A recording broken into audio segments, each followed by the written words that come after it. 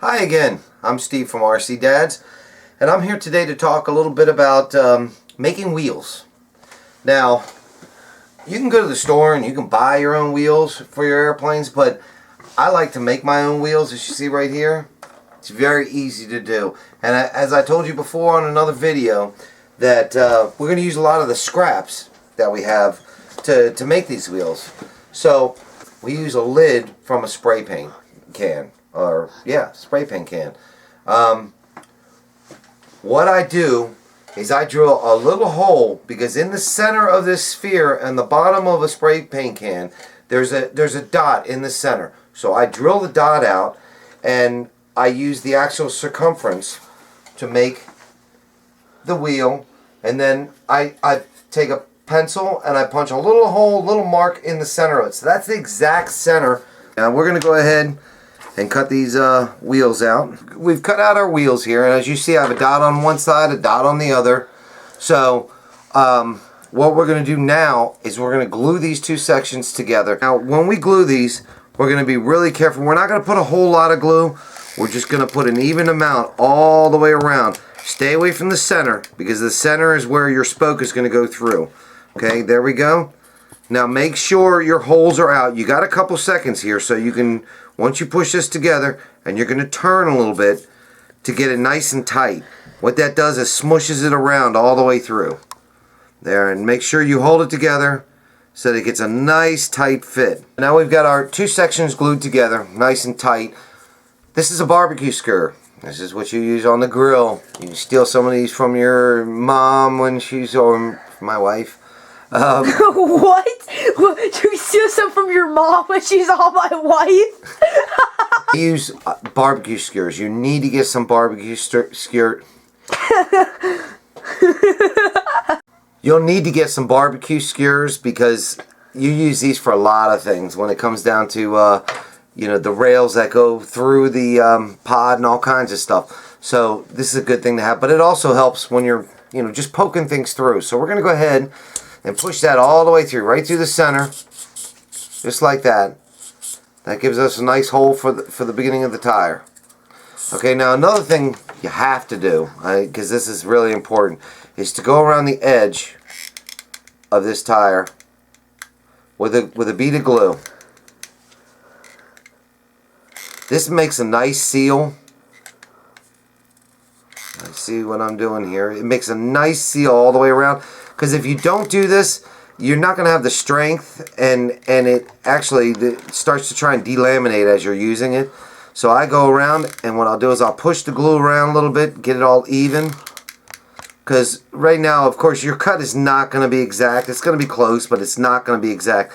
This fills in all the gaps and makes it all even. You've got yourself a decent tire. We'll let this dry for a minute. Now, the other thing I want to talk about, in order to strengthen, I got glue on my fingers. In order to strengthen the sides of this, because just having that hole through the center, a lot of people say put a straw from a coffee straw through it. Again, it's not strong enough in the center to actually handle that. So when you're putting the weight of the plane and everything, these things will start loosening up and getting wobbly. So what I do is I use a coffee top. And what we'll do is cut a circle out of the coffee top on each side of this. And then we're going to drill through that and get it'll stiffen it up. We'll glue it onto each side. Glue this circle onto this direction. Because what we're going to do is take a drill and drill through the hole in the back side, and it'll come right out the other side. Is we're going to drill a hole through, all the way through. Okay. Now we've got a hole straight through the center. We'll take the push rod and go through. Okay, see there where you got a nice, now this will loosen up right now. It's a little tight, but once you get rolling, after the first flight, this is going to be really loose. You know, because once it hits the ground and bounces around a little, it'll open up the hole a little bit. Okay, now I'm going to go ahead, I know that's good, I'm going to go ahead and cut another hole for the other side. Go ahead and glue this on the other side. A little bit of glue, don't go near that hole. Okay, any excess around the edges or anything, don't even worry about it, leave it. I mean, if you want to, you can go ahead and wipe it. you know, wipe it in. At this point, it's not that hot, so it's okay to wipe in. Don't try that when you just put it on. It's very hot. And drill through the other side, all the way through.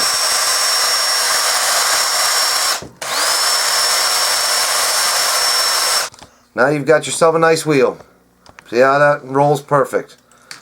We've made our wheel. We're good to go with that. Now, if there's anything, you can always take a piece of sandpaper around it and clean it up a little bit.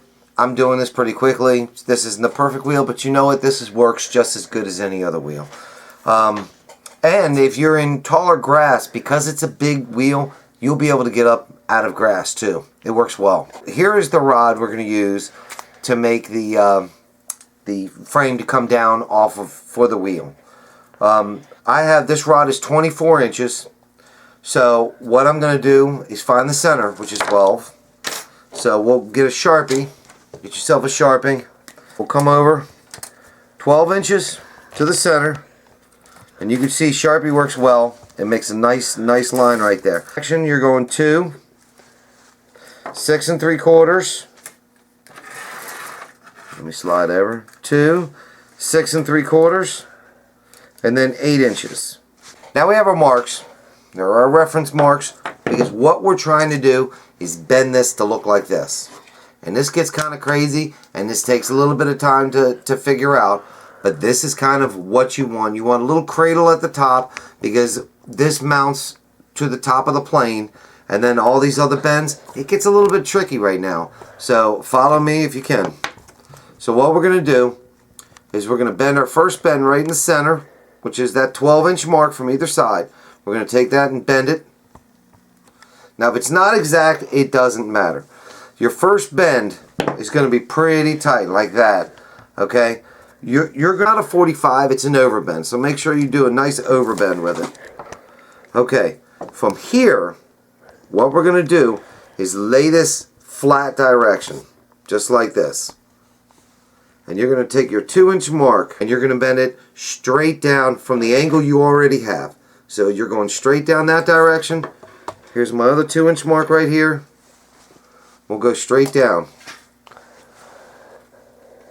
Alright, so this is what you're going to end up with, just like this. Now anything that's a little bit off, like you see right now, I have it a little bit off, we can always tweak that a little bit. We'll go ahead and bend that a little bit more, but in the end, you're going to tweak at your last mark that you have, you're going to bend it out. So if you take this and set it on the edge of the table just like that, you want to bend it straight out in this direction. There we go, there's one. Let me see if I can see my other mark. Here it is. Okay, now we're going to bend it out this direction. There we go. I'm a little bit off on these measurements as I was trying to, you know, bend it, but it's okay. It's not going to hurt anything. We're going to tweak this and pull it this way and that way afterwards. Now your final mark that's on the end here, you're going to cut off. So let's go ahead and zap this off right here. Oh, okay. Flex these two sides out. Let's flex them out this direction. There we go.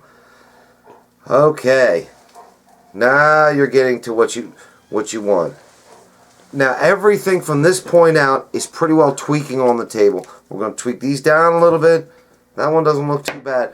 Now what I want you to do is to come down to your table. Come down to your table. Lay it down. This I'm pretty lucky. It's laying pretty flat. Sometimes it'll lay crooked. This is your time to fix. Now this leg here, see how that's lifted up a little bit?